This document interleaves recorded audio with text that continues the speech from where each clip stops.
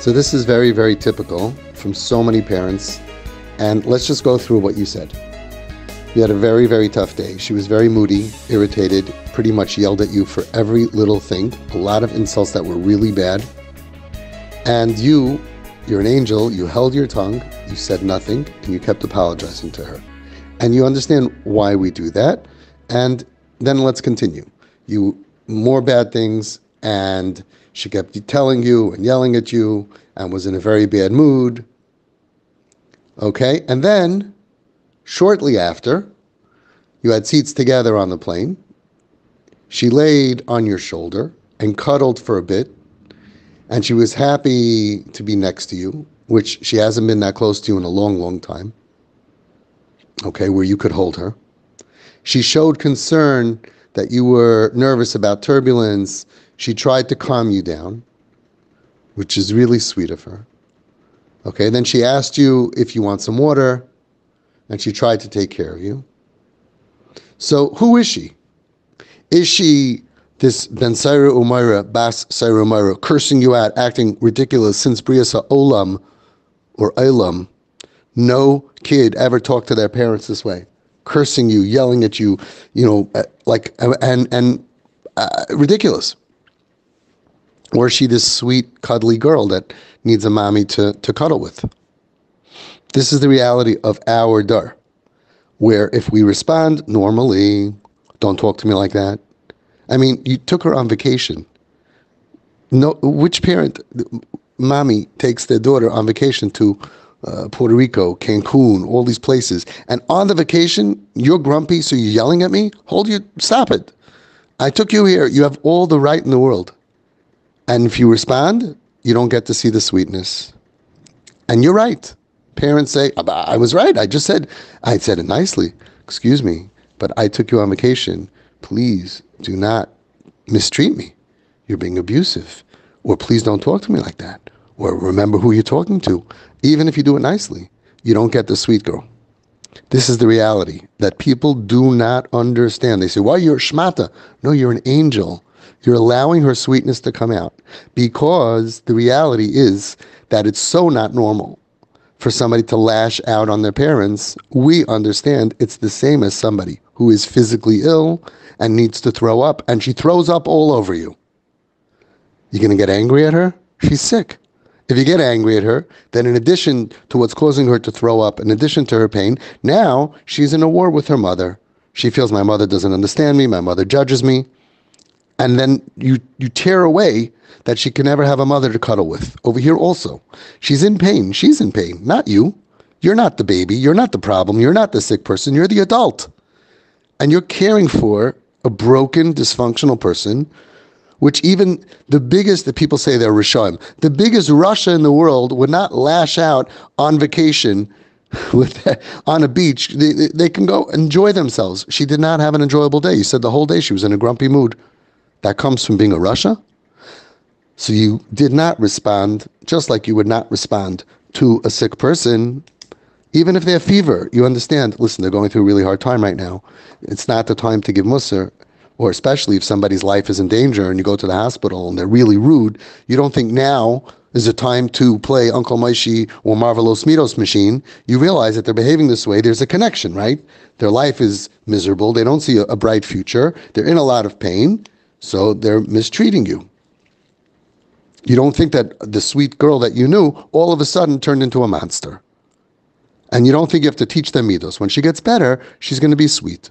And the proof is over here.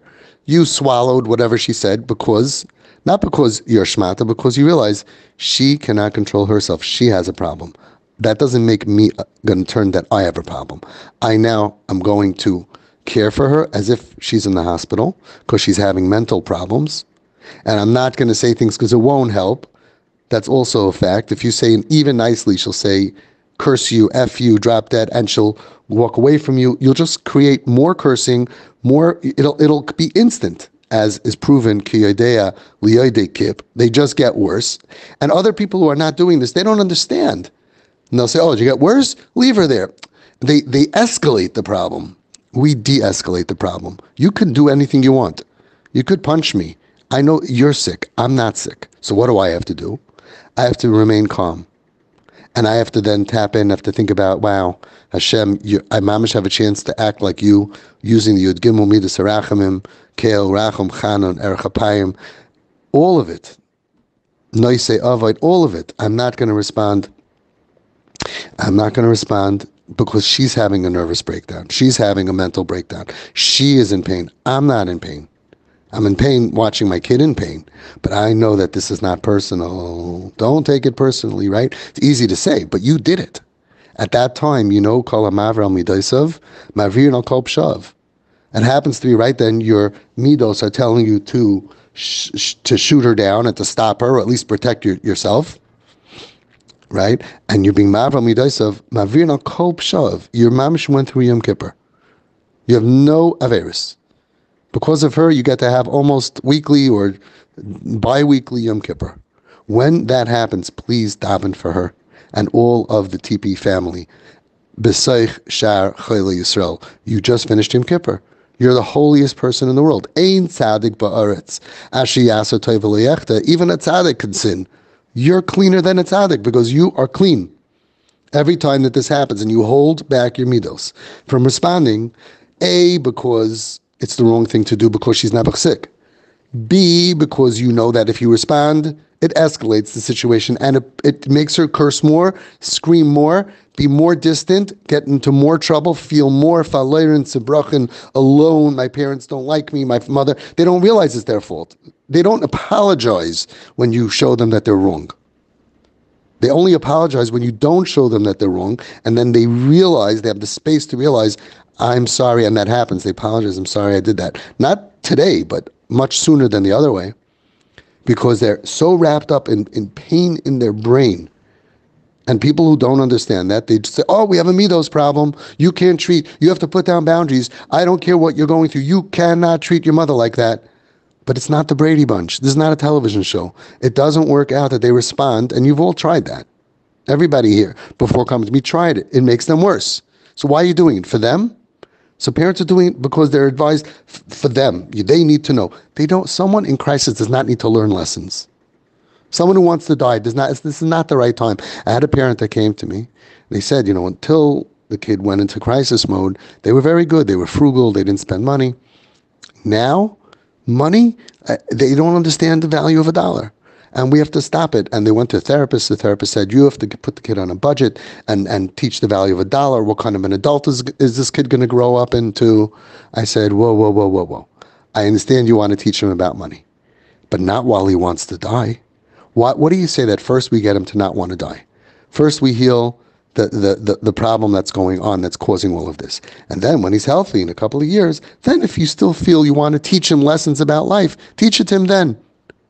So the parents looked at me and they said, you're right. Why right now, while the kid is spiraling, does the therapy world say, no, now they need to know lessons. Now they need to know, to learn about life. Now they need to know the value of money. First get them out of, because they don't know how to get them out of the spiral. So we teach lessons afterwards. And surprise, when they feel better, they actually know the value of $1, just like all your kids and just like they used to until they were 15 or 13 or 17 or 20, whenever they went into this depression and anxiety and PTSD and all kinds of trauma and wanting to die and on drugs and all that. They knew it. So it's there in their conscious. They know it. They just can't, because right now I can't. I just need. I can't think straight. And when they get better, not only are they careful, but they're so careful with your money. They'll be the most careful, because when you do this for years and years and years, we see this in group. We see this in group for people down the road. And like someone just told me, they have 2 kids, Nebuch, and 7 kids. They said, our 2 kids are the most careful about our covet. The mother came back from a long-distance trip. The son, the rebel, full of tattoos and full of bashing up cars and terrible attitude, got thrown out of everywhere. He went ahead and made sure the mother had supper and bought flowers, welcome home. Which teenager does that for the mother?